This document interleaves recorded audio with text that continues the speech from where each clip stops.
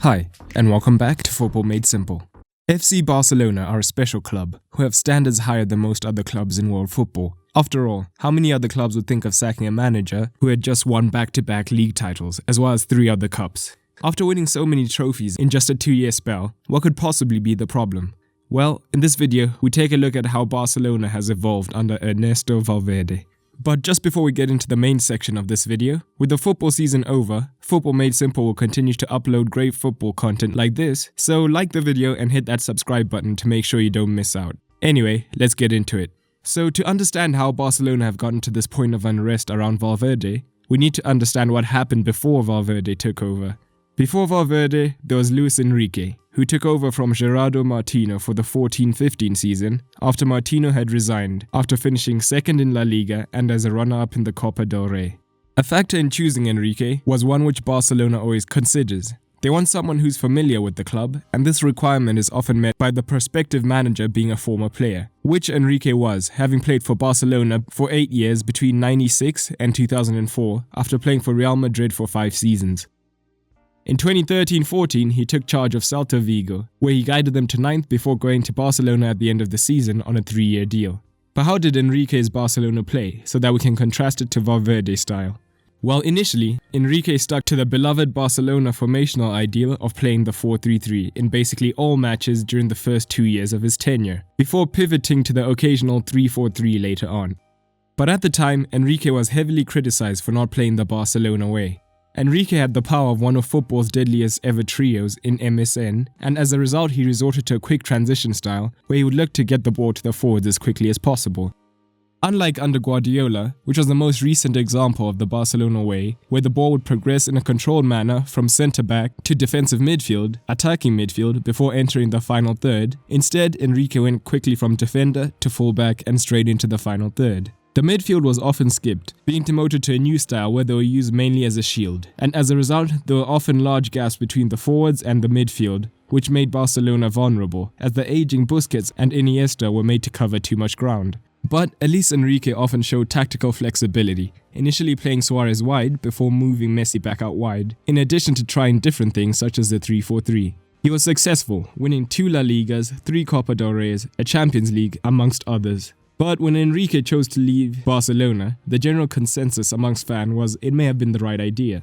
Again, the problem wasn't whether he was winning, it was how he was doing it, as several camps in Barcelona accused him of losing the Barcelona way. Other reasons for him leaving were he suffered a Guardiola-esque burnout after dealing with the political situation within the club for 3 years. He was also often accused of being naive with his tactics, often being too attacking, such as in the big loss to PSG in the Champions League. In addition, he had a poor transfer record as well as an over-reliance on Messi. And in 2017, Barcelona appointed Valverde on a 2-year contract with a further option for a 3rd. But why had Barcelona picked him? It was the usual routine of appointing a former player, as Valverde had played for the club for 2 years as a forward, under Johan Cruyff no less. In addition, Valverde had a good record with youth at Bilbao, bringing through Iñaki Williams, Aymeric Laporte and more. So they hoped this would help to reinstate La Masia as the leading academy. So what was the feeling around his appointment at the time? Well, there was generally a lukewarm reception, with his calm demeanor not inspiring confidence. Many fans feared Bartomeu had appointed a yes man who would not question the direction he was taking the club in. Most of all, people questioned whether he was the man to return the Barcelona identity.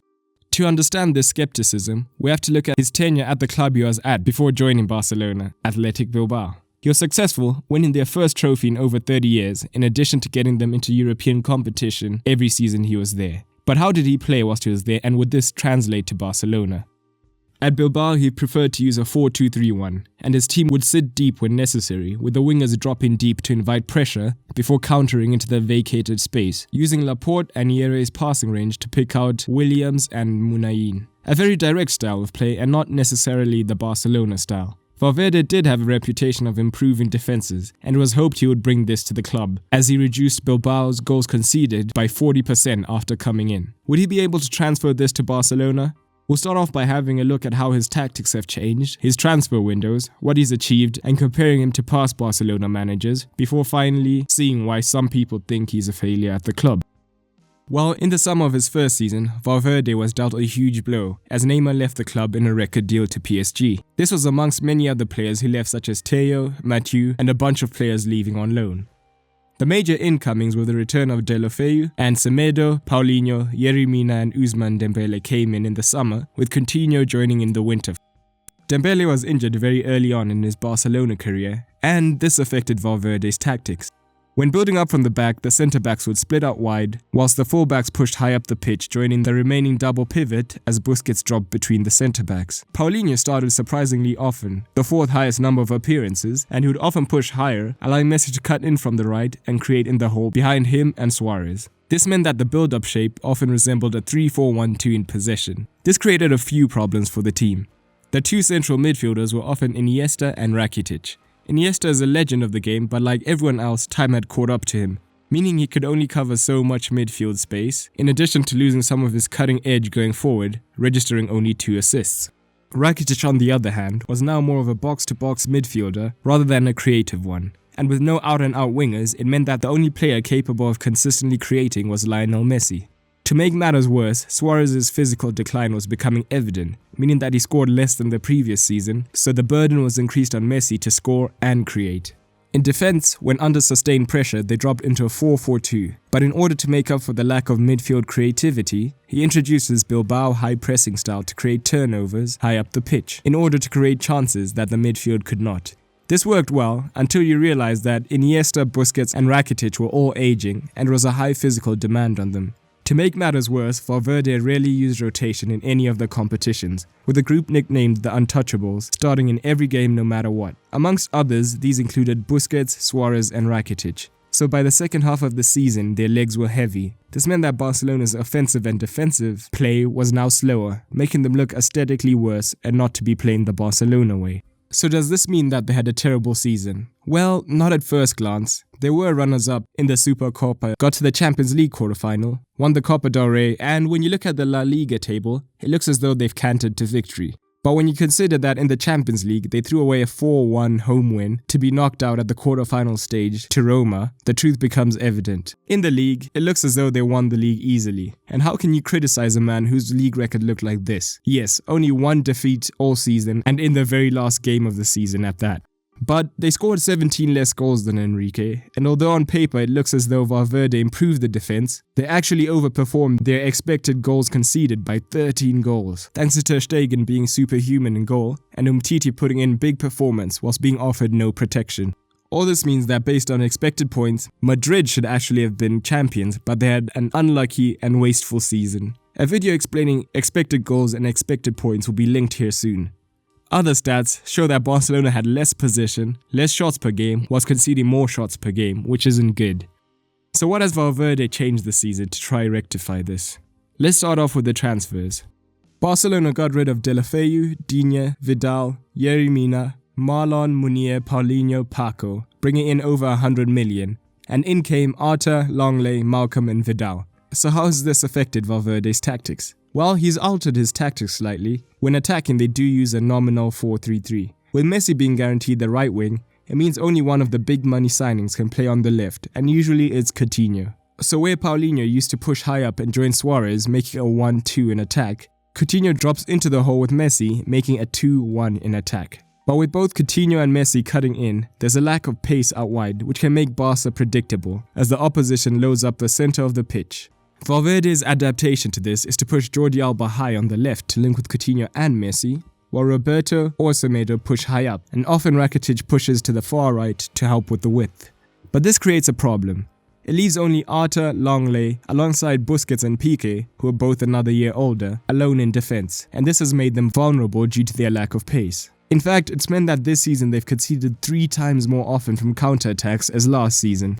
So what has all of this meant for Barcelona? Well, this season they won the Supercopa and they were runner-ups in the Copa del Rey. Again, they threw away a 3-0 first leg margin to be knocked out by Liverpool. And in La Liga, they once again won the league, fairly comfortably on paper. But what did the stats say? Well, last season, they were down on most stats from Enrique's last season. And this year, things have only gotten worse. They got less points, scored less, conceded more, and the expected totals agree in each case. They also have less shots per game whilst conceding more shots per game, and have only scored 61 open play goals this season, down from 75 the previous season, as they're now more dependent on Messi free kicks and penalties. But let's dig deeper into why Barcelona fans may be upset. while Valverde's win record is 68%, which is the second worst since the Pep era. Only Gerardo Martino did worse, and he left after a solitary season. And back-to-back La Liga titles sound good, but his total this season, 87, is the joint worst in the last 10 years that Barcelona has achieved. And going by points total, the two Real Madrid teams he's beaten to the title have literally been the two worst they've had in the last 12 years, which may be an indicator that Barcelona haven't had to be anywhere near their best to win.